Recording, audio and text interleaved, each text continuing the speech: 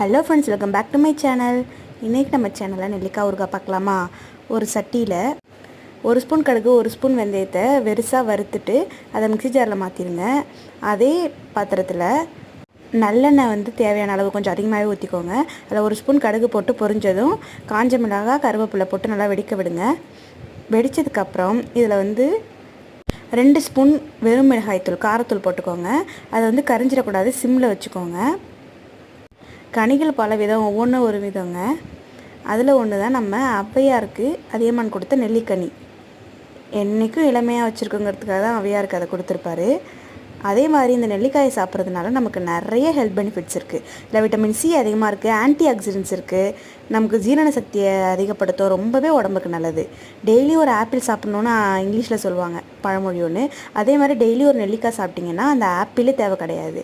நெல்லிக்காவை நான் 1/2 கிலோ எடுத்து இட்லி பானையில் ஆவியில் வேக வச்சு அதை விதையை எடுத்து வச்சுருக்கேன். அதை அப்படியே அந்த தாளிப்பில் கொட்டி ஒரு கல்லுப்பு கொஞ்சம் போடுங்க. கல்லுப்பு போட்டு நல்லா கலக்குங்க.